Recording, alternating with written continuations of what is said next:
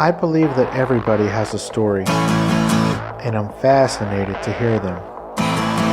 So come with me as we take a walk down Fascination Street. This episode is brought to you by MeUndies. If you've ever listened to any podcast before, I'm sure you've heard about MeUndies. Click on the link on the Support the Show page, and you'll get 20% off your whole first order. They have men's and women's underwear, shirts. They even have pants. They have men's and women's. They have boxers, tanks, briefs, even boxer briefs. For the ladies, they have thongs, bikinis, boy shorts, a couple of others. As you know, it's made out of micro-modal, which is a super soft fabric made out of the beechwood tree. If you click on the photo link on the Support the Show page, you'll get 20% off your first order, and it'll help me out too. This episode is also sponsored by Pure Vitamin Club's Sublingual B12 tablets, which is the only sublingual B12 supplement that doesn't contain binders and fillers and delivers 2,000 micrograms of the B12 form nature intended directly to where it's needed by dissolving tastelessly under your tongue. Everyone needs B12. It's an essential water-soluble nutrient that your body can't make on its own. B12 gives a boost of energy to vegans, active people, people over 65, anybody who is experiencing low energy or fatigue, and anybody who experiences mood swings or is depressed. Click on the photo link on the home page or on the Support the Show page at FascinationStreetPod.com. Hey guys, this episode is Vinnie Tortorich. This is going to be part 1 of 2. In this episode, we learn how he grew up, hear some pretty cool stories about him, and we begin the story of how he found out he had leukemia. Let's get right to it. Yeah, talk to me, yeah.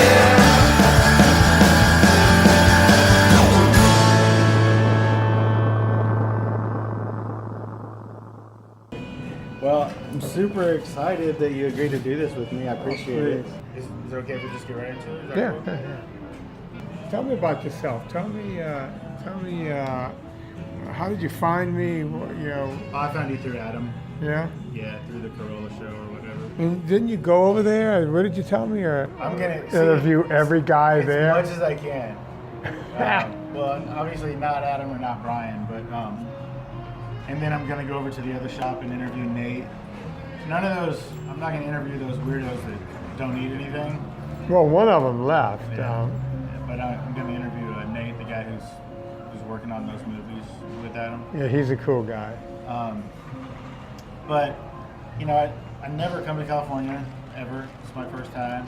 And so I wanted to really kind of make the most of it. So you're meeting everybody that you can meet. I'm doing everything all the time. This is just crazy. Where are you from? I live in San Antonio. I love San Antonio. Oh, cool. When were you there? A lot. In college, my first love, I played football at Tulane. She was on the volleyball team. She was from San Antonio. Oh, cool. And I used to go there a lot back then. I have this love. It's kind of a weird love of driving. I just like I can see why. That's a nice car, man. Yeah, thanks. Sometimes I drive. I have an old Toyota.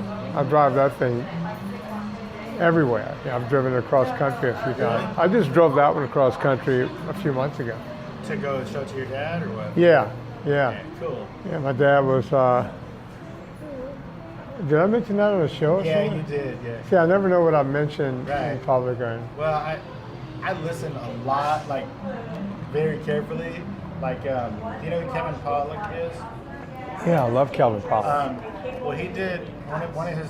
He has a podcast, and on his podcast about, I guess it was about a year and a half ago, he had on Clint Howard. Oh yeah, Ron Howard's brother. Yeah. I grew up with Clint Howard Everybody on grew up television, with Clint so. Howard. And you know, I listen to Kevin Pollak all the time, and I was listening to that episode, and throughout the course of the interview, Clint kind of he dropped like a little hint here and a little hint there, and so I was able to connect all those dots that he kind of left, and like get a hold of him, and like that's who I stayed with when I flew in like a couple days ago. Really? So you stayed at Clint's house? Yeah, and I've been hanging out with Clint all week, and you know, he did this with me, and Oh wow. he's just a super cool dude. But it's all because well, because I pay very close attention when I'm listening to all these podcasts. But it was really cool. Sometimes I wonder if I give too many clues and that kind of thing. Not Because really. they're wackos out there, and you got to be careful. Yeah, and Clint, yeah. I mean, to be fair to Clint, he was a little, like, what the fuck how did you find me? Like, what's going on? That's how I am a lot of times. It's like, how did you get a hold of me? That makes sense. I get that. Because we don't realize what we're putting out there. Like Right. you try to be guarded. We try to be vague, but So tell me about your podcast. What do you talk All about? right, so the name of the podcast is called Fascination Street, and what it's about really is just people that I find fascinating. Like the first episode was just my mother-in-law, about how she met her husband, and about how her brother, like when he was 14, he lied about his age so that he could get into the army and go to the Korean War at 14, and then he was a prisoner of war until he was 17, and then he came back, and just Wow. little interesting nuggets like that. Then I interviewed like her husband, and at one point, I guess during the 60s, he lived in Mississippi, and at one point he had a pet monkey, which I've known this man for 15 years, and that never comes up, and I just think I think it's fascinating. Does he still have a monkey? No, the monkey, it had sort of had a tragic ending, but I just think it's so weird that you can know somebody for 15 years and not know they had a pet monkey at one time. I just think that's weird. I mean, in Mississippi, I don't know. So it's just people that I find interesting or fascinating. It's just people and stories, and not all of them are going to be fascinating to everybody, but to me they are, and I just have a thirst for more stories. That's cool. How long have you been doing it? Not very long. I think you told me that. You just started. The first episode went up last week. Oh, but before you go on, here, this is for you. Thank you very much. Thank you very much for doing this for me. I appreciate it. This is It's not beer, because beer. I don't drink beer. I know it all turns to sugar. and This is whatever. so cool. So Thank you. I appreciate you doing this with me, and You didn't have to do this, but I will drink every ounce of it. good for you. If it wasn't this early in the day, and if I didn't have 4 podcasts to do after this, I'd pour are in you my doing coffee. 4 podcasts later? Good job. I'm doing 5 today. Yeah, Sweet. that's Good on you. what I do. Well, first of all, Vinnie Tortorich, VinnieTortorich.com. Is that right? Yeah, So, you're a fitness and health expert. yeah. What got you into the fitness mindset? Like, what happened? Yeah, it was interesting because I grew up. I was the consummate nerd. I was. In Louisiana? Yeah, I grew up on the. I was born on the bayou. There's a song about that. I was actually born with a bayou running through the backyard. Really? Yeah, I was in a shotgun single. So, shotgun poor? style house. No, my parents, my grandparents were poor, Okay. but they were the type of poor because they were from Italy, and they were the type of poor where they were trying to struggle so your to make. parents are from Italy. No, my grandparents, Okay. and in some cases my great grandparents. So I kind of knew my ancestors, if you will, and they were not poverty stricken. They were hardworking poor people Okay. who, and some of them went through the Great Depression, that kind of thing. When they got here, the Depression happened, and so they made sure that they scrimped and saved every dime. On my mom's side, and she got to go to college. And on my dad's side, he got to go to college. They met in high school and both went to college. And so when they got out, they had jobs as school teachers. So they became instant middle class in the late 1950s, just by rote of their jobs. They pension, if you just stay on the job, you end up with a pension and that sort of thing. And so it was important for them to get their kids to move along, but yeah, I grew up on a bayou, very simple lifestyle, kind of, we were talking about Clint Howard, kind of Ron Howard-ish, kind of Mayberry town, Oh, okay. That kind of thing. But I was a super nerd. I had a speech impediment from a hearing problem I had, and the other kids goofed on me and that kind of thing, so I started getting picked on. And I I didn't like superheroes. I was never into really Batman, Superman, or anything. So you were the one nerd who wasn't into comic books? Yeah, because I had trouble reading, so I wasn't really into that. But I was into, I saw Jack LaLanne on television Yeah. in like 1970. I was 8 years old. And he was a superhero that somehow my brain figured out he was a real superhero. He wasn't fake. Right.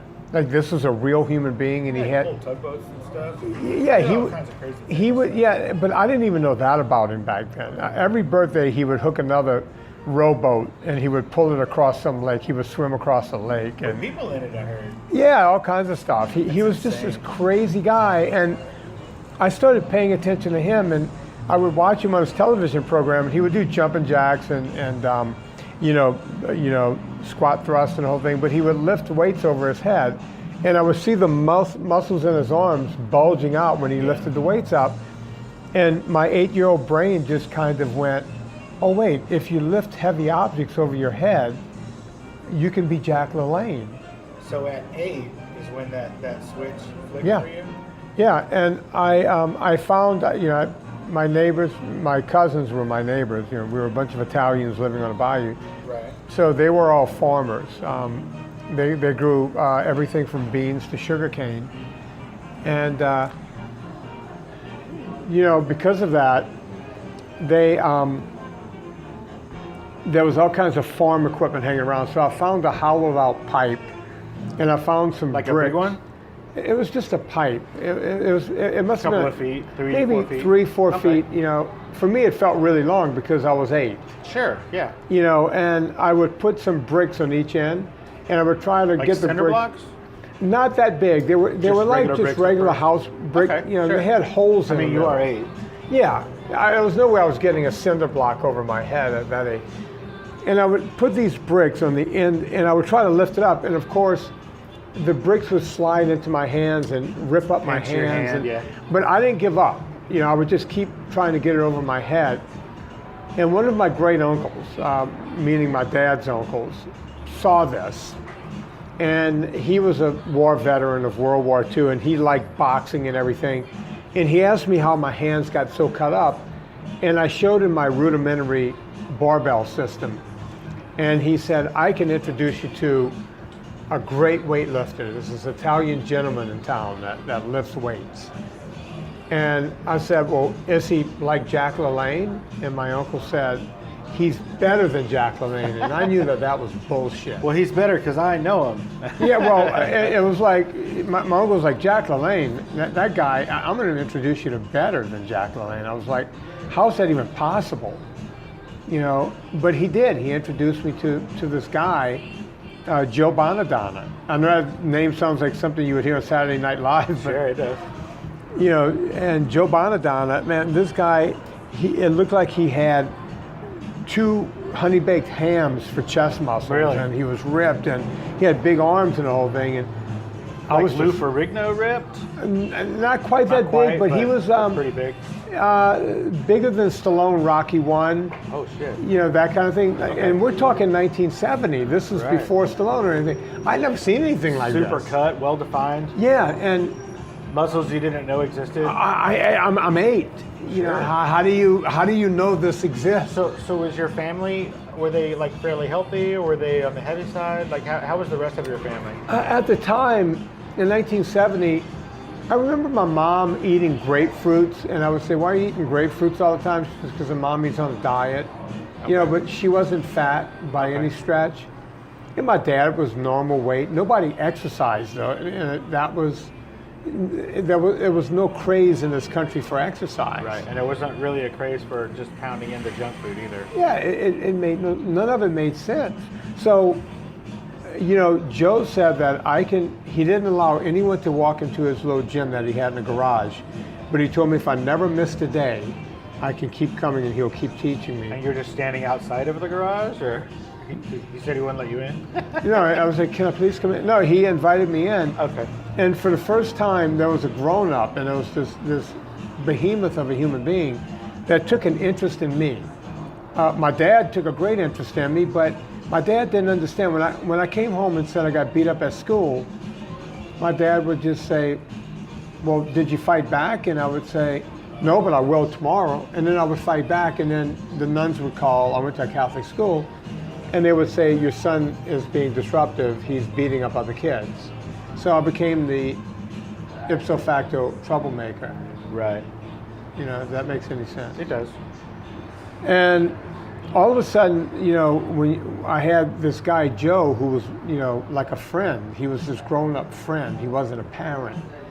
Yet he knew my parents. They grew up together. They grew up kind of in the Italian ghetto. Okay. You know, so they all knew each other. And so Joe became like another father to me. Like a mentor. Oh, big time, yeah. Is he still around? He passed away. I want to say he passed away 8 or 10 years now, and I wrote about him in my book, Fitness Confidential. And I remember at some point I got his wife's permission and his kids' permission to write about him, even though I didn't need it. I just wanted them to feel like they were part of Right. it. And on top of that, his brother, I'm not making his name up, his name is in the book too, Meatball Bonadonna.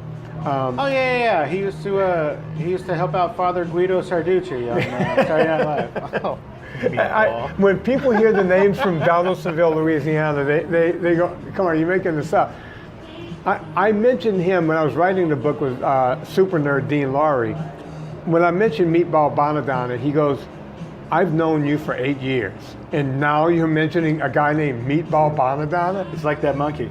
Yeah, exactly. It's like, and then when I mentioned this other guy, Lou Latino, he goes, come on, you're just making him up now. Yeah, you are. You know, but these are the people I grew up, these characters I grew up with, and I think that's what made Fitness Confidential kind of become the book that it became, because it was a fitness book with color. Right. You know, It was not just the medicine, but some comedy too. hopefully, have you read the book? Have you? I haven't read the book. I mean, I have it. I just haven't started it. I only recently got it. I'm sorry. You're the kind of guy, and I never say this, but just knowing you for 5 minutes, you're gonna like it, because it's not a fitness book. You know, it talks around fitness, but it's a story. Cool. And I think you would end up Well, I liking do love it. stories. Corolla loved it. I didn't. Mark Garagos has read it twice. Really?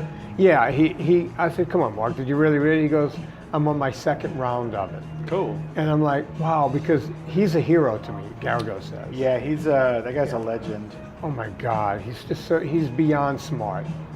You know? Yeah, just listening to that podcast he does with Adam. Yeah. For some reason, I can't remember the name of it right now, but just the stories he tells. I mean, he's really smart. Yeah, he's you know, you when you sit around and talk about guys, and we're not talking about just book smart, we're talking street smart. Yeah, he's street smart too.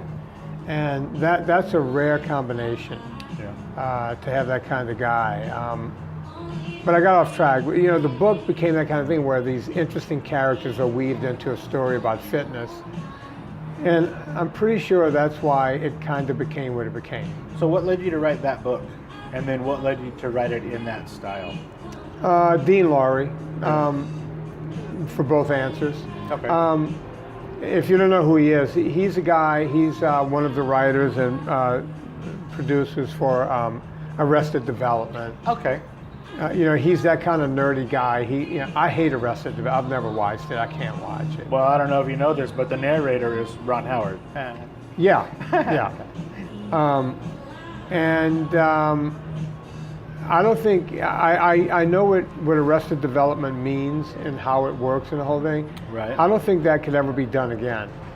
And an interesting story about it, you know, the reason Dean and I sat down and wrote the book was there was a writer's strike going on, big where the Writers Guild and SAG-AFTRA, all of them got together and they strike together. Right. It was a contract negotiation. Oh yeah, and it went on forever. And when you're a trainer in this town that works in Hollywood with celebrities, when they go on strike, everyone is on strike. You know. If they're not making money, they're not paying anybody. Yeah, and you know, the news always talks about collateral damage in this town. Well, you're looking at collateral damage. If they're not working, I'm not working. Right. That's just a fact. And some of them, if they're not trying to train for a role, again, you're not working. You're out. You're done. You're dependent on the industry. So Dean and I were waiting out the strike, and we would go about a half a mile from here is a fish restaurant. We'd meet every Friday night, grab a piece of fish, and we would have a scotch. And he would say to me, "You should write." I wrote a children's book years ago that did well. He goes, "You should write." Monty, right? Okay. Yeah, about a little girl and a horse. Wow, you do know. You've done your homework. I'm trying, man. Wow. Yeah, and he goes, I love your style of writing, and you should write again, and you should do a fitness book. And I kept, every week, I would say no. But he would stay on me about it, and he would come with ideas of how this book should be.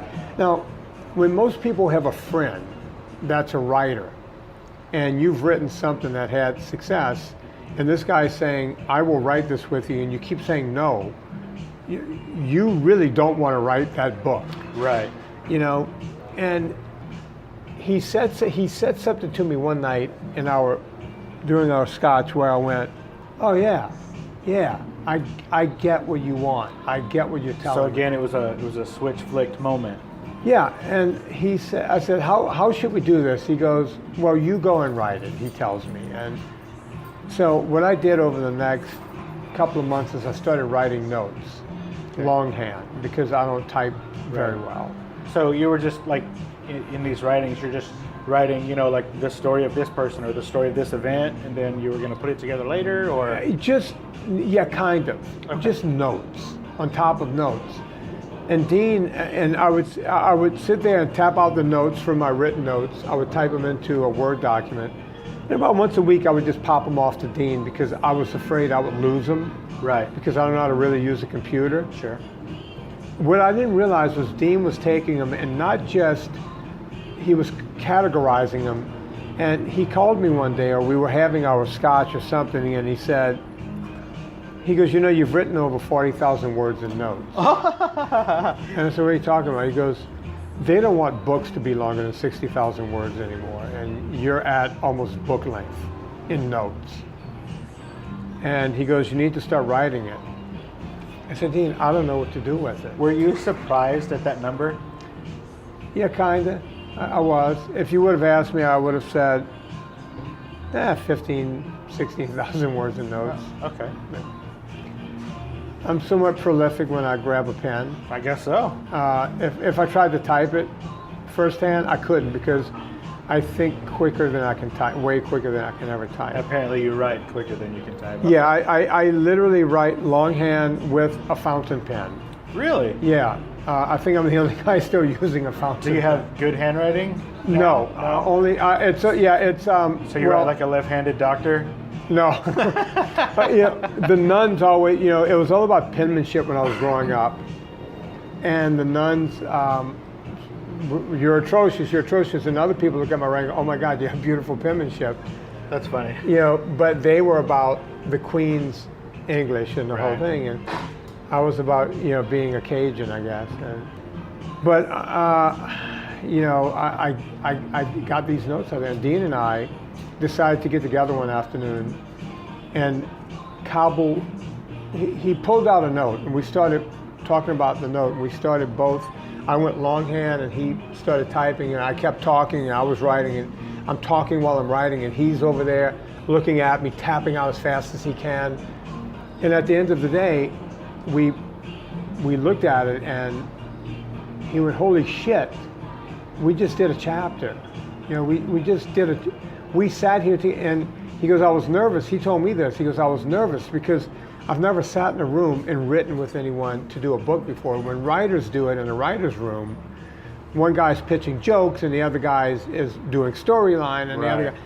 And here, two guys who have never worked together were sitting there. So he says, what are you doing tomorrow? And we did that every day for about 5, maybe 6 months. In a row? Yeah.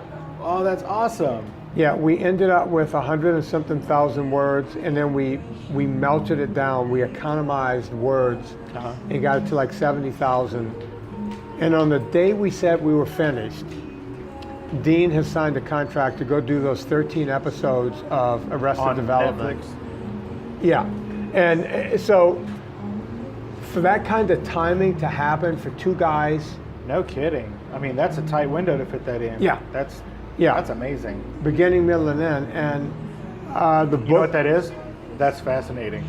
Yeah, that's Fascination Street right there. I've never told that story like this before. Good. People have asked me about it. Yeah, Dean, Laura, and I sat around and we wrote a book, you know, and I've never thought about it before, but that's weird, right? No, that's cool. Yeah, that's Fascination Street right there. That's awesome. Yeah. Okay, well, let me ask you this question. In, I think it was like October, the beginning of October of 2013, my mom got diagnosed with leukemia. And 6 weeks later, she was dead. I'm so sorry to hear that. Thank you. A little backstory, when she was about 15 years old, she got Hodgkin's lymphoma, and she went to, I guess it's MD Anderson in Houston, That's the big one. and they did, at the time it was experimental. I don't think they do it now. It was they used cobalt as a treatment, Yeah. and it did I guess, I don't know, cure her lymphoma, but it weakened all of her other organs. And so when she got to be about 40, she started having a lot of problems. Like, you know what the pericardium is? No. The pericardium is it's sort of a balloon sac that the heart sits in. Right. And she had to have hers removed because it had sort of calcified. And so the cardiologist explained it like trying to blow up a balloon inside a mason jar. Right. So, you know, it was really constricted. And she ended up having, you know, lung problems and kidney problems and just all these problems. And so, so doing the chemo, you know, they got the cancer, but then 12 hours later, all of her organs just started failing and you know, she died. So, I want to say it was around 2007 that you got diagnosed with leukemia. It wasn't around 2007. It was 2007. Okay. Right around this time of year. Oh, if there's anything that's off limits or you don't want to talk about, Oh just no, say so. I'm wide open on cancer. As a matter of fact, I talk to people on a daily basis. Thanks. Yeah, we already have music in the background. We're doing this outside, folks, at a Starbucks in Calabasas, and you know, I did a video one day. I'll tell you this real quickly. We'll get back to cancer. I stood in front of the Starbucks one day and did a video. This one? Right here. Yeah. A few people. There's like 14,000 people have downloaded it at my YouTube. Where is that available? Huh? Where is that available? Vinnie Tortorich YouTube. Okay.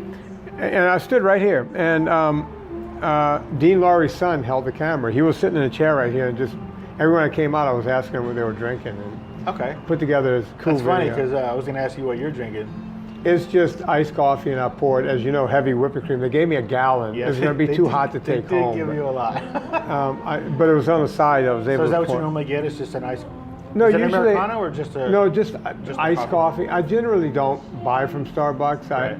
But whenever I do something like this or interviews, I'll have whatever they have, and Sure. it's hot as hell today. So It is. This is the hottest it's been since I got to California. yeah, I'm from San Antonio, where it's constantly 104 degrees. Yeah. So all week, you know, I don't know, it's been like 88 or something, and everybody's like, "Oh, it's so hot," and I just start laughing. Yeah. But today it's actually hot. yeah, it's getting there. But yeah, right before this, I was out running. Yeah, I just I didn't even change my shoes. I just threw some other pants on, some shorts on, and here I am. Yeah. Cool. It was hot as hell out there. So you're shooting this video Yeah, I was shooting this. Why did we even bring the video up? because that guy was honking his Oh horn. yeah, we were shooting a video, and it seems like every time I was getting someone interesting on camera, these guys, it was a weekend, so these guys have all their Harleys out and the whole thing, and my gosh. they're out in the parking lot, you know, just throwing revs around, you know, and rap, rap, rap, and it was like, every time I had someone interesting on camera. That's great. So I even threw it into that video. I talk you? about these guys with their motorcycles at some point. That's funny. So you could go listen to that later if you Is really there- are Is there a hurting. title? Like, what's the video called? It's Starbucks. I think it's called "Is Starbucks Making Us Fat?" Okay, I think. I'm sure they appreciated that. Yeah. But with those kinds of clues, we can find it. Yeah. Is Starbucks Making Us Fat? Vinnie Tortorich. Tortorich, YouTube. Okay. Yeah. So 2007. I was living in Beverly Hills at the time, and I would come out here to train for my long distance bike races, and I do these ultra events where I go 500 miles on a bike and that sort of thing. So it gets better when you're out here to ride long distances, and there's mountains, and there's if you get over a couple of these hills, you're out into the vegetable and the fruit So when you say fields. better, you mean it's a more pleasant experience? Yeah, Not that there's it's less flat and traffic. easy. No, it's tough, and as you know, it's hot. Yeah. And when you're training for desert races, you get the heat training, you get the mountains, you get less traffic, you get everything. So Gotcha. every Saturday I would be on my long ride, and That's how you train, right? You do a bunch of shorter rides and then a longer ride. And then one big long ride a week, and then Sunday you come back with, like if I would ride 200, 250 miles on Saturday, I would come back with like 100, 120 on Sunday. Okay. And then lick my wounds on Monday, on Tuesday ride for an hour, on Wednesday My maybe ride wife for 2 used to hours. run. She's run probably 60 marathons. Yeah. And a couple of ultras, and so she was explaining that was all before she met me. I stopped that. I was like, Yeah, "No." you cut that shit out right away. I was like, Yeah. look at this figure. We don't run. We don't do this stuff. Yeah, I said, let's burn calories other ways. It really is a nerd sport, though. When you Well, think of the that's whole a tough thing. thing, man. That's a tough deal. And she's 5 foot, and Yeah. now she's starting to have a little bit of problems with her knees, and all those miles and her ankles and shit like that. But Yeah. I'm sorry. So you were in 2007. Your practice or your training? Yeah, I would come out here. I would park my car at a place called the Commons, about a quarter of a mile from here. It'd be like 2 or 3 in the morning, and I would drive from Beverly Hills, come out here. Because that's when it was cool, or just because you Well, were going to be because doing it all you damn need day? the whole day. Yeah. If you're going to ride 250 or 300 miles, you're going to be riding into that evening. Right. So I wanted to get a head start on the day. By the time I get rolling, it would be 3 or 3:30, and I was having some issues, some telltales. Like with aches and pains or breathing or Aches and pain, I never get sick or anything, but I would wake up in the middle of the night with phantom pains in my abdomen, and I would try to throw up to see if I can make it go away. I would try to poop. I would try to do everything, but nothing was working. yeah, I wasn't nauseous. And sometimes I would have what I would call the cancer flu. I named it that after I figured out I had cancer, where I would ride all day Saturday. On Sunday, I couldn't lift my head off the pillow. And I was just justifying all of it. It's Well, like, I mean, I'm getting older. Yeah, I'm you're riding riding 120 miles or Yeah, it was 300 miles or 108 whatever. degrees out there Right. yesterday. I had every excuse known to mankind. Sure. Just Anything but cancer. Anything but there's something medically wrong with me. Well, look, anyone who can ride 200 miles on a Saturday, That's a healthy person. you don't have problems yet. Right. Right? But there were things, you feel the heat today. I would be riding in this, going up a mountain, and I was wearing some of my winter clothes, some of my winter cycling clothes, Why? because I had the chills. Oh shit. And whenever I run into an old friend like Andy Schreiber, who runs Pure Vitamin Club, my closest friend, I don't see Andy for weeks at a time. I'd run into him and he'd go, "Are you okay? Really? You look like crap. You look like death warmed over." Everyone was, I was down to 155 pounds. Again, it's the heat and all the It's riding. the heat and all the training, and I'm getting older, and it's just I had excuses for everything. And just an odd blood test had me found out through my, So was it? Did you say his name was Andy? Andy, yeah. Was it him saying you look terrible that made you go get a blood test? Like No, what no. made that happen? Interesting. This company, and this meanders off, but I was getting ready to do this big race, and I'm one of the top guys in the sport. So this guy is saying to me, now someone else is in the conversation. Man, I can't understand him, so I can't even eavesdrop. Welcome to California. It's fine. Just talk a little louder. We'll be cool. Anyway, this company that made these altitude tents that you put around your bed, they're like $15,000, $18,000 tents, where you put it around your bed and you pump nitrogen in there, and it makes you sleep at altitudes. Now you're sleeping at 12,000 or 14,000. So it's like to practice for like Everest or something? People use it for that, climbing. mountain climbing, but it also helps build up your red blood cells. Okay. And they wanted to give me a tent for free if I would advertise them in my next race. Okay. And I said, look, I'll make you a deal. Send me a tent, I'll use it for 3 months. If my hematocrit level goes up at all, I will then say that this tent worked. But if it doesn't go up, nothing. They go, oh, we're sure it's going to go up. So, they And sent so me a you tent. took the blood test to get a baseline. Exactly. Interesting. Yeah, it was complete. Bicycle saved my life. Wow. Yeah, completely saved my life. And That's really cool. yeah, so the test sat on my. So did it work? How were your levels after your period? Well, here's the interesting part. I took the baseline test. I went to my friend who's a doctor to get it done so I wouldn't have to wait and the whole thing. So she took the blood, she sent it off to the labs. It came back and it sat on her desk for 3 weeks. And she said, oh, that's Vinnie's test. I'll get it, he just I'll get needs to it. these as a baseline. Right. So by the time. He doesn't need these numbers right now. He needs these numbers Right. at the end of this thing. Exactly. Right. Which by the time they started testing me, I'd been sleeping in that tent for a month. And my red blood cells did go up a bit. My white blood cells were tanked.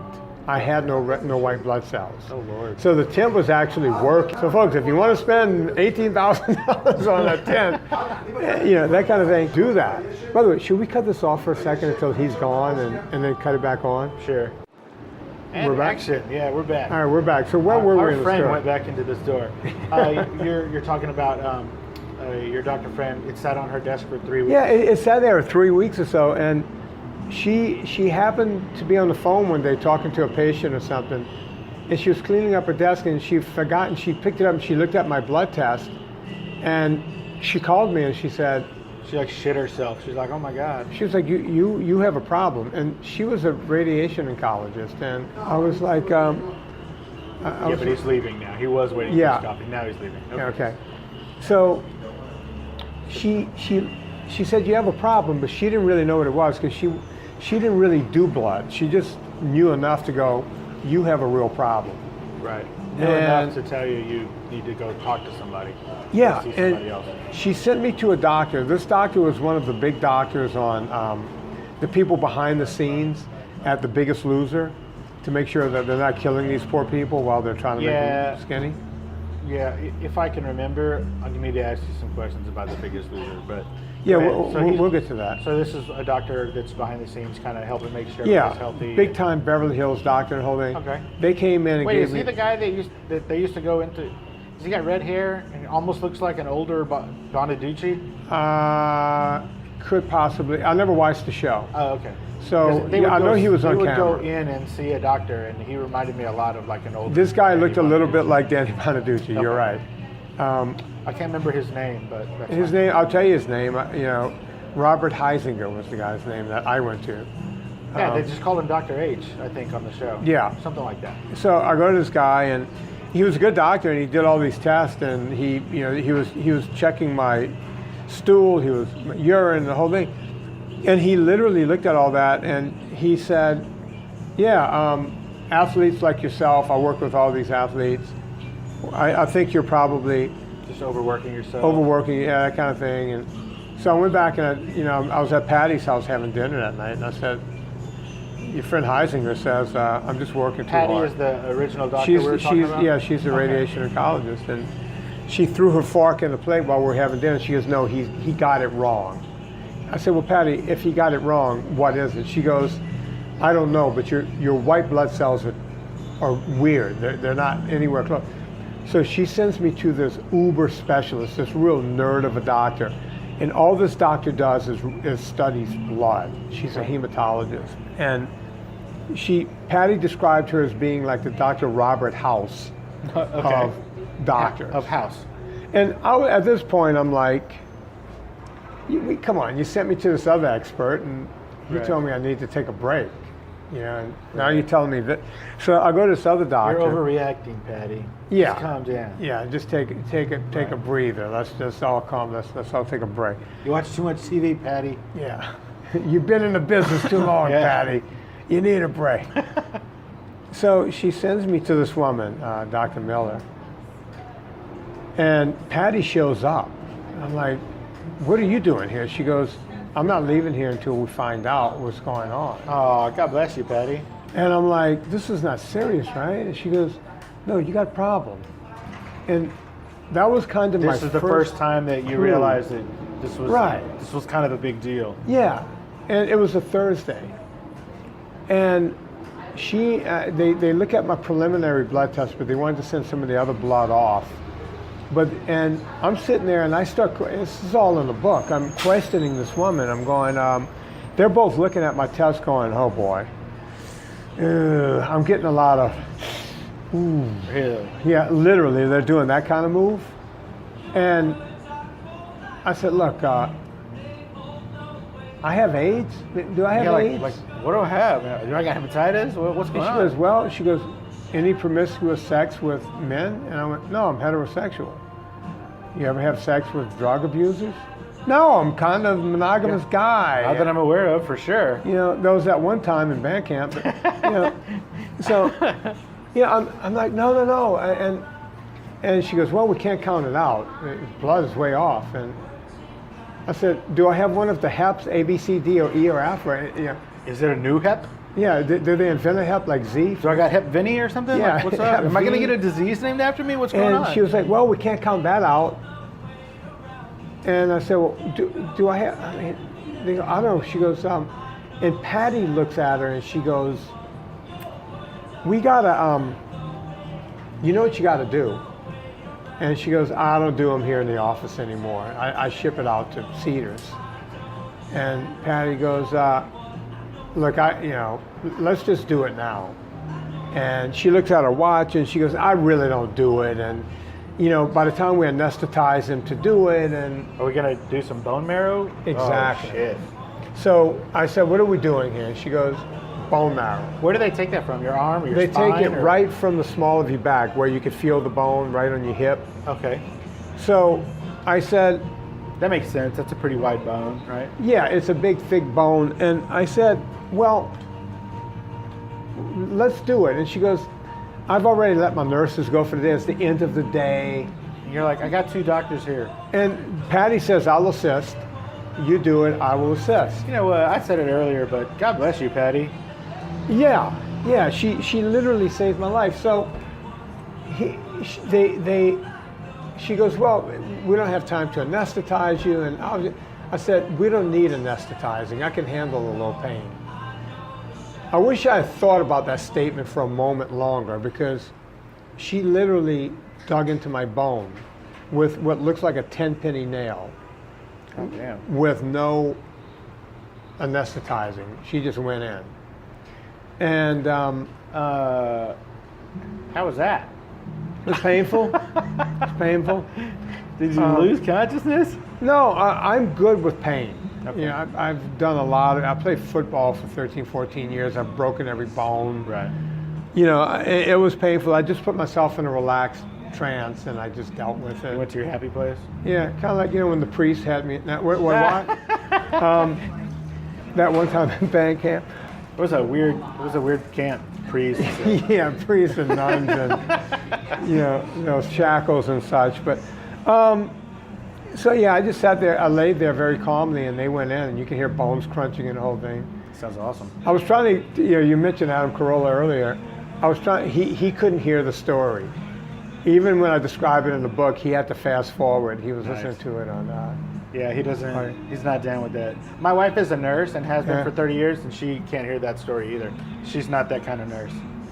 well, yeah, people have trouble with that. And the funny part is, when I've had subsequent bone marrow biopsies, Yeah. I'm now known as the guy that does it without anesthesia. Why? Because I became like a legend in their office. Oh, so now it's a pride thing. Yeah, you know, I'm doing all kinds of stuff going, you know, I gotta anesthetize myself as much as I can before I walk in. That's funny.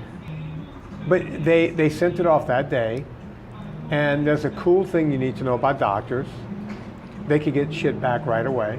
I know they tell you it'll be back on Monday, and they got my results back on Saturday. Now, And this was a Thursday. a Thursday. Interesting. Yeah, they were able to, quote unquote, expedite. That's good to know. Yeah. And so Friday came, I had a hole in my back. They told me not to shower for 24 hours. You just And- had a Band-Aid. Yeah, they had like a thing packing over the hole in my bone. And then on Saturday, I went, well, that's 24 hours. I was out doing a bike ride with Of course you were. a hole in my back. So I left from here and I rode northeast, and I'm so far out, I'm 65 miles or so from right here. So 65 miles out, like one way, with a hole in your back, 2 days after. Right. Okay. Yeah, that's cool. Fascination Street. Yeah, no kidding. That's the street you were on when you. Yeah, I was on Idiot Street on that day. My new podcast I'll be starting tomorrow. Thanks for the idea. So my phone started ringing, but I had a flip phone back then, and my Yeah, it phone was started ringing. 2007. Yeah, I'm a late adapter to everything. Sure. My phone kept buzzing in my back pocket, and everyone knows not to call me on Saturday. Right. 'Cause you're writing. You're busy. That's my day. I take one day for me time. Sure. And every other day, 6 days a week, you can get me. Well, the last time my phone kept ringing like that and I was annoyed was 10 years earlier when I learned that my dad had a massive coronary. And Sorry about that. I got home from, well, he ended up living. He's still Good. alive. He's still with us. Well, then I'm not sorry about that. Well, he got a couple of stents and that kind of thing. But I wish I had picked up the phone that day, because I was out in the mountains that day on a mountain bike, getting ready for a race. And so after the phone rang like a third or fourth time in succession, I knew it was bad news from, I figured my dad or somebody, sure. brother got hit by go name it, Italians, your mind goes everywhere. Sure. And picked up the phone, and it was Patty, and she said, I know you're on your bike, take a cab and get back to my house as quickly as you can. I'm looking around. I'm in the middle of the Santa Monica Mountains. Which, for everybody who doesn't live here, there's nothing around. How do you even hail a cab? You know when you sure get have out your phone, into, but- when you're from San Antonio, you get out way out into those foothills, and Yeah, the you hill weave country. around. There's no cab. Where do you tell a cab to come get you on Farm Road? What? Right. Well, if you try that shit in San Antonio, they'll tell you no. Well, yeah. I'm like, Patty, I'm 65 miles. Why should I take a cab? Number one. Why can't I ride my bike back to my car? Why? What are we doing here? Like, what's going on? And Do I she's- have AIDS? Yeah, I asked her. I said, "Can I make it look like an accident? I can. Yeah. I'll should I just make go it head look on like into an that? 18-wheeler on the way back, and at least I die with some dignity and the whole thing, and people won't have to wonder how I got AIDS and the whole thing." And she started crying. Oh And shit. holy shit! And the oncologist doesn't cry. Right. She goes, "You got to get back here as soon as you can. Get a cab. Don't ride your bike." Well, the first part was ludicrous because Because you can't get a cab. I couldn't get a cab. Sure. So I just started working my way back to a half a mile from here. Threw my bike in the back. I had an old red Dodge diesel pickup truck. So you rode back to your car. I had to. You didn't really have any options. I could have, by the time I got 15 miles from here, I could have called the cab, and I'm 15 miles away. It would have taken them just as long to get another to 45 yours, you minutes to get your to my car, sure. right? So I got back to my car. I was hot. I figured it would be my last ride for a while because I had an Apparently oncologist some crying. bad stuff was about to go down. Yeah. Right. I bet you this is never the podcast you were expecting to have with. No, this is awesome. I'm sorry if I'm ruining it Oh my for God, you. you're so not. This Well- is what it's all about. Well, thanks, man. So I get back, and now I have a dilemma in my hands. There's a Starbucks over there, and they had iced coffee, and I was hot. Yeah. And so I was like, let me grab a Starbucks before I find out I'm dying. Sure. What'd you get? I got the same thing I have today, how a dare large you. iced You're coffee. about to die, man. Just go buck wild. Just grab a cup of sugar. Well, yeah. But even dying, I didn't know what to expect or what to think. I was living in hopeful world that, Right. they were going to tell me I had the common cold of something. She's overreacting again. Yeah, this is Patty. This is what she does. And I was even telling myself things like, she's a redhead. They all overreact. Sure, that's what they do. It's in their blood. Yeah, it's what redheads do. Well, one thing leads to another, and I get back to Patty's house, and I see my buddy Andy's car parked out front. The same Andy from earlier in the Yeah. story. Okay. I only have one friend named Andy. And I'm like, oh shit, Andy's here. She called in the big guns. We got a problem, right?